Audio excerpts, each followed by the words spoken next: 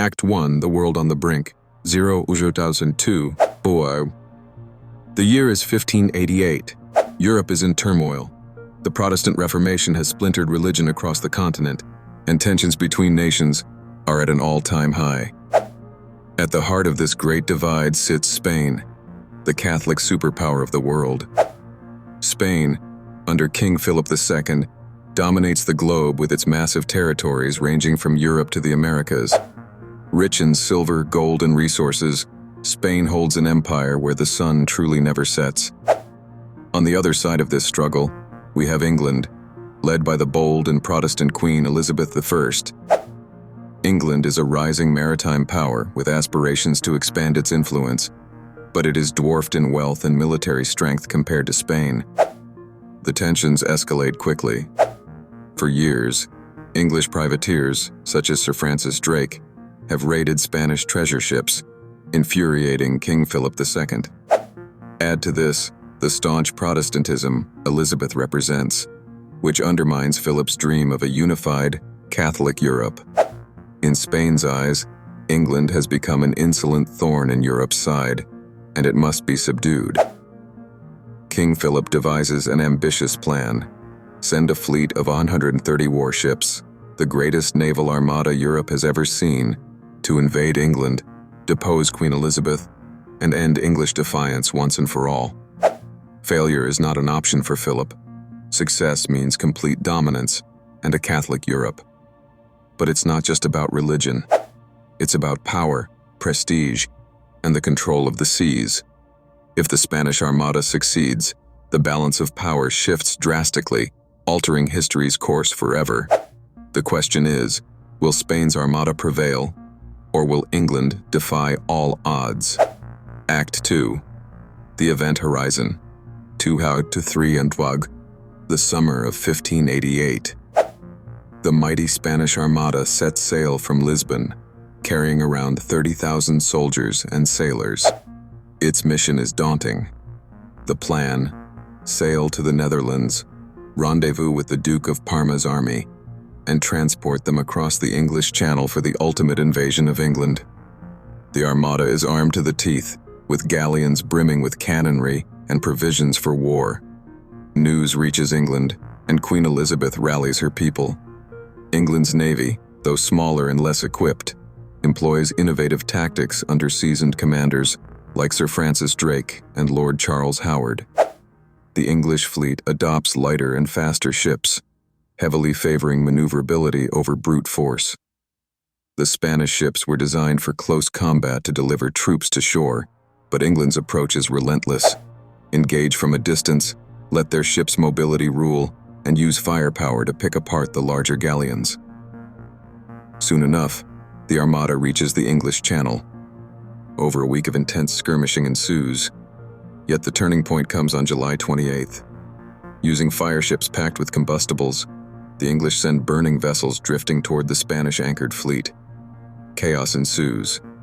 The Spanish ships scatter, breaking formation. With their legendary crescent arrangement shattered, the Spanish Armada becomes vulnerable. Act 3. The Immediate Aftermath. 3:12 to 5:30. In the confusion, the English fleet presses its advantage. Fierce battles rage, and the Spaniards realize they cannot recover their formation nor fulfill their rendezvous with the Duke of Parma. With dwindling ammunition, facing nimble English attacks, and the Channel's unpredictable weather, they have no option but to turn back. Even nature seems against the Spanish Armada. Violent storms batter the fleet as it attempts to circle around Scotland and Ireland to return home. Many ships are wrecked against rocky shores. Of the original 130 vessels, fewer than half manage to make it back to Spain. The outcome is a devastating blow to Spain's military reputation.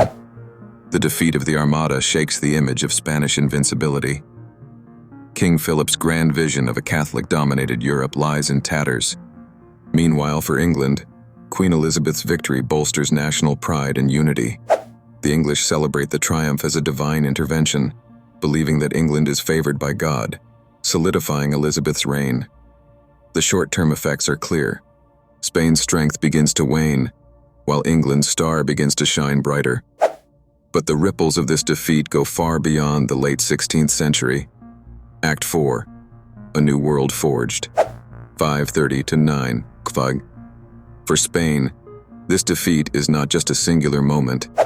It marks the beginning of a slow but steady decline for the Spanish Empire, one once thought unassailable. Other European powers, seeing Spanish naval vulnerability, begin to challenge its dominance. The Dutch, once Spanish subjects, move closer to securing their independence. Meanwhile, the victory transforms England's trajectory. Spared from invasion, England continues to develop its navy, eventually growing into a maritime powerhouse. In the years to come, this would enable England to build its vast colonial empire, laying the groundwork for the British Empire.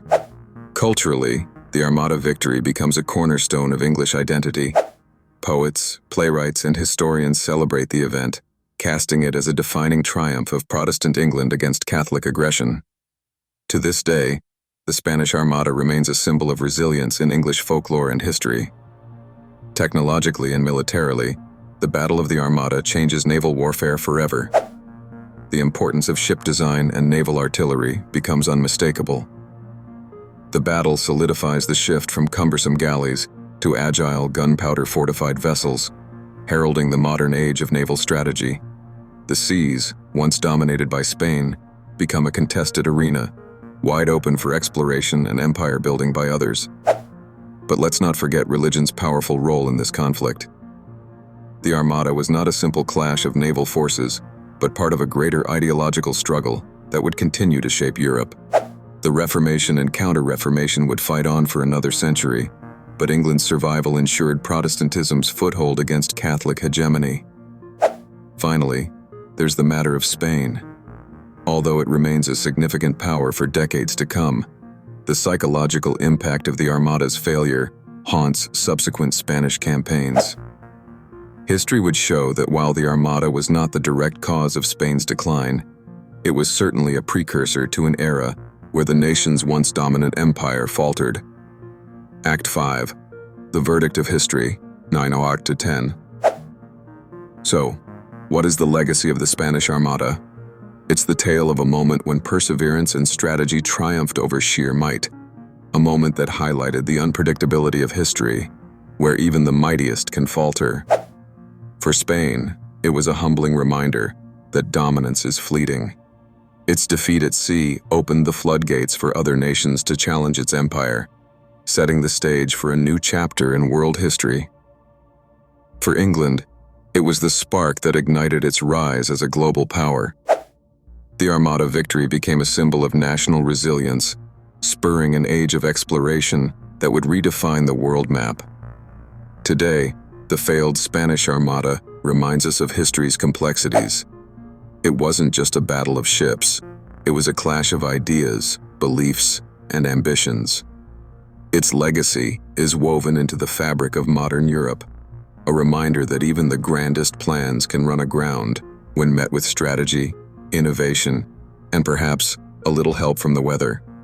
A triumph for one side, a tragedy for the other, and a pivotal moment in history that continues to shape our world to this day.